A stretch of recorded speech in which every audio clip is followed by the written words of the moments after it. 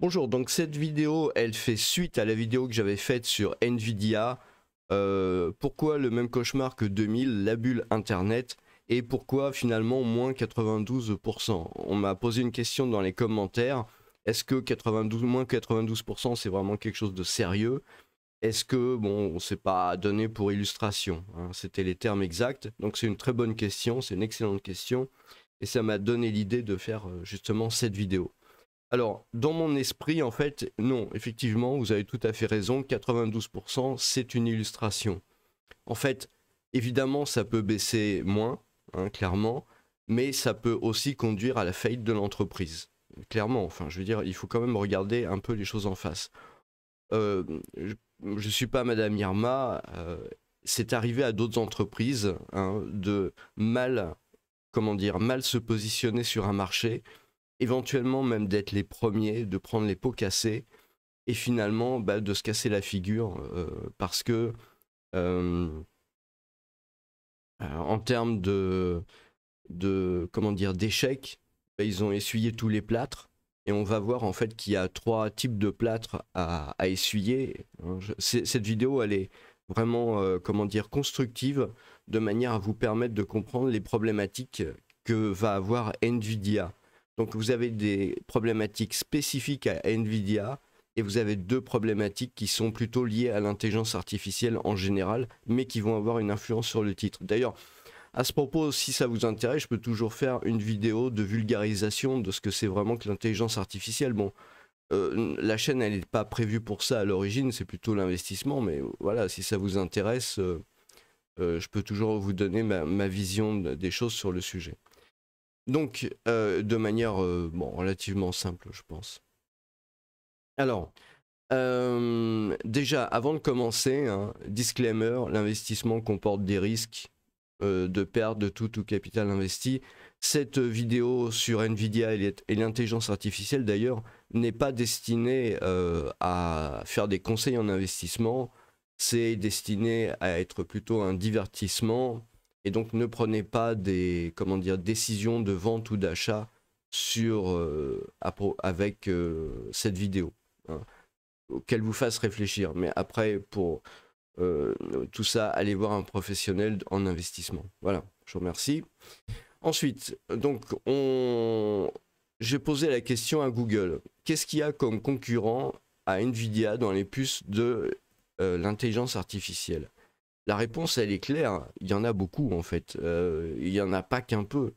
Si pour l'instant, les concurrents ne sont pas très développés, de toute manière, il y en a quand même vraiment pas mal, même, en fait, hein. Donc on voit, est-ce que Grok, l'entreprise qui espère doubler Nvidia, qu'est-ce que dans la course à l'IA? Donc on a Grok, hein, qui me paraît un concurrent effectivement sérieux quand on regarde le truc. Vous avez un article dans Silicon, hein, qui est vraiment un article dans Silicon qui est vraiment basé en fait sur tout ce qui est la fonderie, etc., les puces électroniques, donc c'est nécessairement quelque chose d'intéressant. Hein, vous avez un article à IA, quelles alternatives à Nvidia, donc c'est intéressant à voir, hein, c'est un article assez récent de 2024. Vous avez Coin Tribune avec bourse, Nvidia fait face à un nouveau concurrent chinois sur le marché des puces IA. Alors, le concurrent chinois, c'est juste Huawei. C'est-à-dire que, en fait, cette entreprise, qui est quand même une entreprise qui est très connue, quoi, eh bien, elle est en train de sortir une nouvelle puce, la Ascend 910, hein, ça date de août 2024. Et vu la taille de Huawei, eh ben, on peut imaginer que ils aient pas trop de mal, en fait, déjà à trouver des clients et puis aussi à faire quelque chose qui puisse rivaliser, mine de rien, avec Nvidia. Donc voilà. On a aussi Tenstorrent, le fabricant de puces qui veut doubler Nvidia sur l'IA. Donc on voit finalement que il y a finalement beaucoup plus de concurrents qui sont en gestation. Alors peut-être c'est pas les premiers, hein, mais comme beaucoup dans ce type dans ce type d'industrie, en fait, ceux qui gagnent la palme sont pas nécessairement les premiers, parce qu'ils profitent en fait des erreurs du premier. Un exemple, vous avez très connu, hein, Facebook. Facebook n'était pas le premier à proposer une plateforme de réseau social. Vous avez même IBM, je pense, n'était pas les premiers à proposer des ordinateurs. Mais simplement, à un moment donné, ils profitent des erreurs du premier. Ils arrivent à trouver des investisseurs. Ça démarre. Et à ce moment-là, il arrive le premier dont on n'entend même plus parler par la suite. Donc, je dis pas qu'il faut arrêter d'investir dans Nvidia, mais je dis il faut faire attention à ce qui se passe sur le marché, il faut se tenir au courant, et il suffit pas de regarder le PER, il suffit pas de regarder le cours de bourse, il suffit pas de regarder même tous les paramètres value dans l'entreprise, hein, du style le EBITDA, tous les paramètres comptables. Ça c'est une chose qui est nécessairement intéressante, mais ça dit pas toute l'histoire. C'est un peu comme, ça me rappelle vraiment l'histoire de GameStop en fait, c'est un peu, mais à l'envers. C'est-à-dire que GameStop, le gars qui a trouvé cette valeur, en fait, il avait fait, quand on regarde un peu l'histoire, la vraie histoire, il a toujours son site web, hein, qui est toujours en ligne, sa chaîne YouTube, eh ben, on peut voir qu'il avait fait une analyse au-delà de l'aspect purement comptable, et il avait eu raison. Et je pense que c'est à ça qu'il faut faire très attention. On est sur des technologies qui ne sont pas des technologies classiques. Donc vous ne pouvez pas analyser une entreprise qui fait de la high-tech ou de la tech ou de l'IA ou tout ce qui est innovation de la même manière que vous analysez une entreprise qui fait des saucisses. À un moment donné, il faut quand même arriver à comprendre ce qui se passe dans le business model. Donc ça, c'était le premier point, les concurrents. Le deuxième point, pareil, IE, IA et plagiat. Donc vérificateur de plagiat, voilà. Est-ce que l'IA est considérée comme du plagiat? Donc moi, ma réponse personnelle, hein, ma réponse personnelle, c'est oui. C'est une machine à faire du plagiat. Pourquoi je considère que c'est une machine à faire du plagiat? Parce que, si vous voulez, le fonctionnement en l'occurrence de ChatGPT, hein, mais ce type d'algorithme, si vous voulez, c'est constitutif en fait de l'algorithme. C'est pas toute l'intelligence artificielle qui est nécessairement comme ça, mais ce type d'algorithme en fait ne fait que prendre des données préexistantes et les stocks quelque part d'une manière particulière avec un paramétrage. Et quand vous envoyez un énoncé à l'intelligence artificielle, ce que vous faites, c'est juste comme si vous faites une requête à un ordinateur. Pour ceux qui connaissent les requêtes SQL, c'est un peu comme si, voilà. Donc si vous voulez, vous ne pouvez pas, premièrement, détacher la requête, donc l'énoncé de la proposition de l'IA. Ça forme nécessairement un tout. C'est absolument pas normal et illogique en fait de séparer ça. Et d'autre part, si vous voulez, il n'y a pas de travail sur le concept qu'il y a derrière les mots qui sont dans la proposition de l'IA. C'est-à-dire que si vous demandez par exemple à l'IA est-ce que le thon est un poisson, l'IA ne va pas chercher quelque part dans son système est-ce que le concept de thon est inclus dans le concept de poisson, avec tout ce que ça comporte. Le poisson nage, il est dans l'eau, voilà. Non, c'est pas du tout comme ça que ça se passe.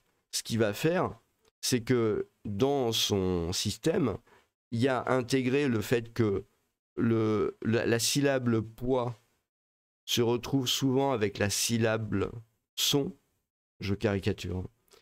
Et on retrouve souvent dans la même phrase le terme ton, T-H-O-N, donc la chaîne de caractères. Donc il va trouver ces chaînes de caractères souvent ensemble dans les mêmes phrases. Et ce qu'il va faire, c'est qu'il va dire que voilà, plus souvent, on a des liens entre la chaîne de caractères poids et son et la chaîne de caractères T-H-O-N. et donc il va sortir le résultat. Mais vous voyez bien que c'est juste un travail un peu plus élaboré que ça, je caricature, mais c'est juste un travail en fait sur les chaînes de caractères, c'est-à-dire sur un résultat déjà préexistant en fait. Et donc pour moi, il n'y a aucun travail sur le concept de ce que c'est que le poisson ou de ce que c'est que le thon. C'est juste le résultat final, le texte, le fichier. C'est pareil pour les images. C'est exactement pareil pour les images. Ça serait trop long à démontrer. Mais ce qui se passe, c'est qu'on est exactement dans la définition même du plagiat. Hein. Et ça sert à faire du plagiat. Mais c'est intéressant. Voilà, si vous voulez. Vous avez deux aspects. Vous avez l'aspect juridique, et puis vous avez l'aspect, quelque part, donc cet aspect-là, mais qui a des applications qui sont très intéressantes. C'est indéniable. On ne peut pas dire l'intelligence c'est nul, ça sert à rien, évidemment non. Mais il y a des cas d'usage. Et c'est ça le problème en fait. Le problème se situe plus sur les cas d'usage. On va voir d'ailleurs un rapport du Sénat. Donc voilà. S'agissant de la question du plagiat, on peut tout d'abord mentionner que les œuvres créées par les IA, alors déjà œuvres créées, moi je suis pas d'accord. L'IA crée rien. Elle fait juste que proposer des choses qui sont déjà intégrées. Mais bon, c'est pas grave. Par des IA ne sont pas protégées. Hein, elles ne sont pas protégées en elles-mêmes. Sauf si elles reproduisent des œuvres de l'esprit au sens du code de la propriété intellectuelle. Il en va de même au droit américain. Donc ça veut dire les œuvres générées, pardon, les choses produites par l'IA. Donc on peut voir ainsi, sauf si le texte reproduit lui-même une œuvre au sens du code de la propriété intellectuelle, donc moi je pense que c'est le cas, hein. Même s'il y a un débat juridique actuellement, je pense qu'au bout d'un moment, et c'est ça qui est important, hein, au bout d'un moment, il est très probable que le juridique, qui finira par bien comprendre exactement de quoi il retourne, eh ben, va redéfinir ça de manière vraiment beaucoup plus stricte que ça l'est actuellement. Mais c'est déjà un problème. Recopier un texte produit par ChatGPT ne peut être sanctionné au regard des dispositions du code intellectuel. Il n'en reste pas moins que l'indication des sources est une obligation juridique. D'un point de vue académique, elle doit permettre d'apprécier ne pas mentionner les sources pour faire sien un travail réalisé par autrui ou par une IA est en conséquence constitutif d'une fraude susceptible d'être poursuivi et sanctionné. Vous allez voir, c'est beaucoup plus grave que ça en fait.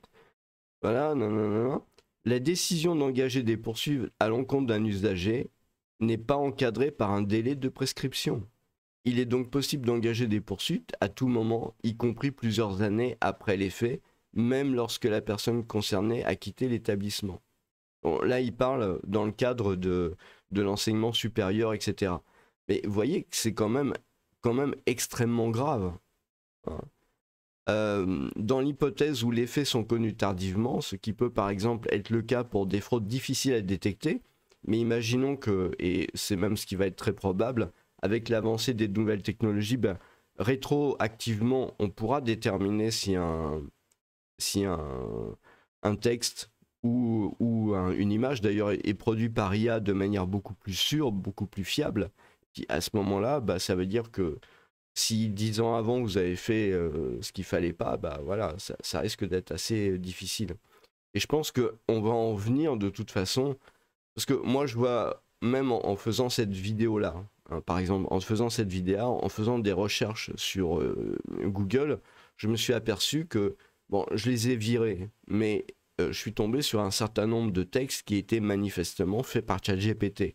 Les gens étaient assez stupides pour réaliser des sites web en mettant du contenu créé par ChatGPT. Donc, je veux dire, à ce moment-là, vous supprimez directement le contenu. Je veux dire, il n'est même pas question de discuter là-dessus parce que c'est problématique. C'est même pas une question de droit intellectuel, de propriété intellectuelle. C'est une question que vous mettez déjà directement en doute en fait le contenu en lui-même. je veux dire, produit par une IA, donc pas fiable. Voilà, c'est un peu le truc. Donc ça, si vous voulez, ça c'est vraiment le deuxième sujet, le sujet du plagiat. Et, bon, pour moi, à partir du moment où l'intelligence artificielle ne travaille pas sur des concepts, elle ne fait que modifier l'arrangement du texte, l'arrangement d'images ou ce genre de choses-là. Encore une fois, entre parenthèses, ce qui est une très bonne chose dans certaines applications dont on a besoin. Je pense par exemple à l'écriture du code informatique. Mais là encore, bah, il faut que le code soit libre de droit quelque part. Eh bien, dans ces cas-là, c'est un plagiat, c'est un gros problème, voilà, ça a des conséquences. Et la conséquence que ça a donc sur le secteur maintenant de l'intelligence artificielle et donc du cours de bourse de Nvidia, c'est que du jour où il va y avoir plus de restrictions qui vont être appliquées parce qu'il y aura une meilleure compréhension de ces outils, eh bien, ce jour-là, il va y avoir nécessairement une perte d'utilisation qui va être importante et donc, si vous voulez, l'utilisation d'IA va être reconsidérée pour ce qu'elle doit être et non pas pour des fantasmes. Voilà.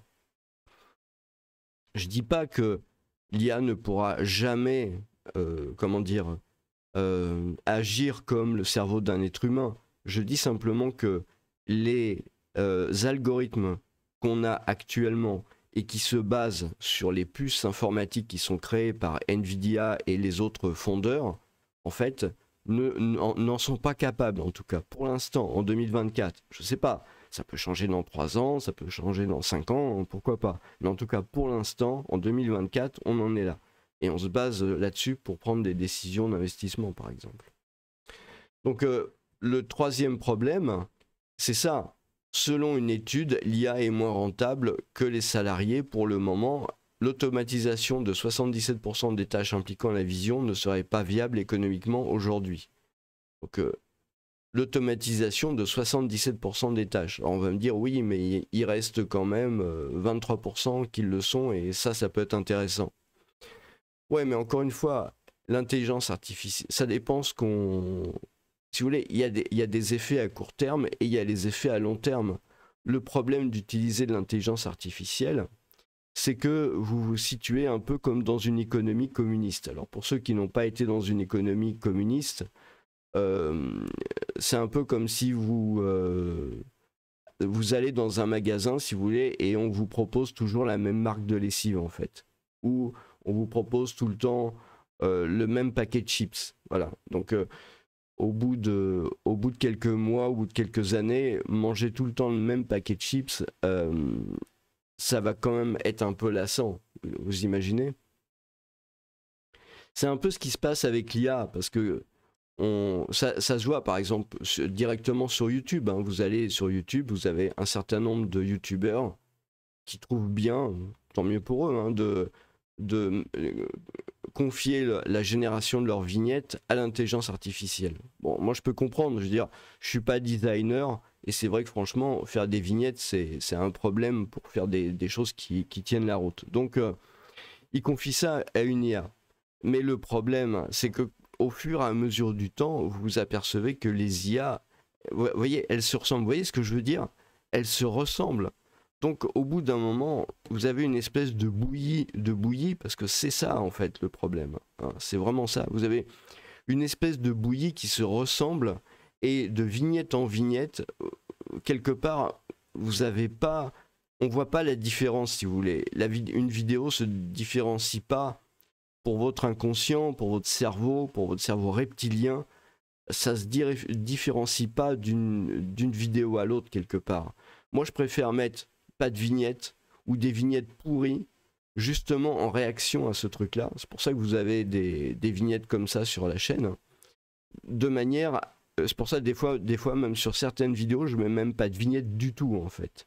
Parce que je pense que ça c'est un problème, et je pense que ça, si je faisais de l'IA, je pense que ça diminuerait de beaucoup en fait la fréquentation de la chaîne.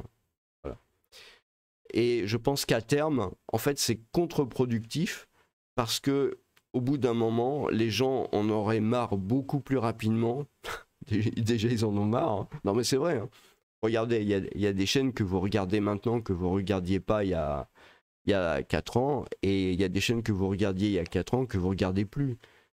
Les chaînes n'ont pas nécessairement changé, sont pas nécessairement plus mauvaises, mais au bout d'un moment, bah, vous vous lassez. Mais je pense qu'on se lasse beaucoup plus vite quand vous avez des vignettes, et sans même parler du contenu, généré par l'IA. Généré, voilà, c'est un virus. Non, c'est pas généré, justement. Proposé par l'IA, voilà, proposé par l'IA. Donc à partir de ce moment-là, si vous voulez, je vous laisse regarder cet article. Hein. C'est sur le siècle digital. Je vous laisse lire l'article, vous allez voir. Et pour moi, c'est le 3e problème de l'intelligence artificielle. Donc c'est le 3e problème de NVIDIA.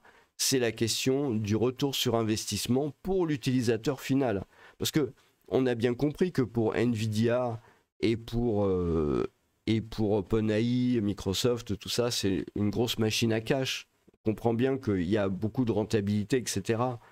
Il y a de la hype, c'est dans le vent, ça monte, ok. Mais l'utilisateur final, quel retour sur investissement il a? Déjà, rapidement, hein, c'est ce dont on parle quand on parle de ça, hein, l'automatisation des tâches. C'est voilà, c'est rentable tout de suite, ça c'est le premier point. Et le deuxième point, est-ce que c'est rentable à long terme? Parce que parce que des activités ont trop utilisé l'intelligence artificielle et sont obligés d'arrêter, de mettre la clé sous la porte parce que leurs clients ne les suivent plus, hein, et c'est ce qui va se passer. Les gens n'ont pas suivi le communiste pendant ad vitam aeternam, hein, et c'est un peu de ça dont il s'agit.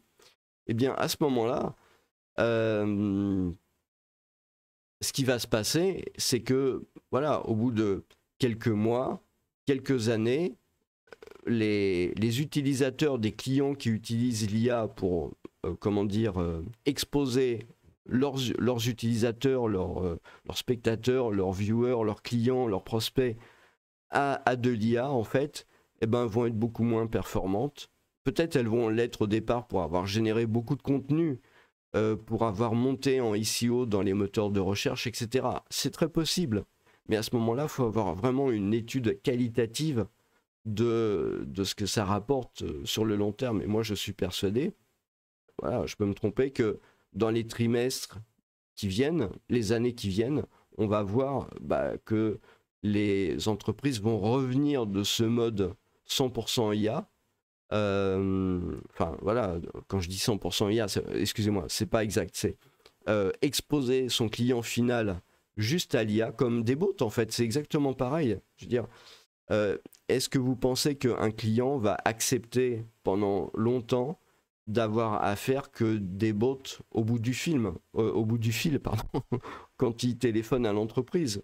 Moi, je sais que personnellement, quand je commence à de voir qu'il y a un bot en bas de l'écran ou qu'il y a un bot au téléphone, soit je ferme le site web, je raccroche, ou j'essaye de trouver le numéro de téléphone pour parler à quelqu'un, à une personne. Et que si c'est pas le cas, j'envisage assez clairement de changer d'entreprise, de changer de fournisseur.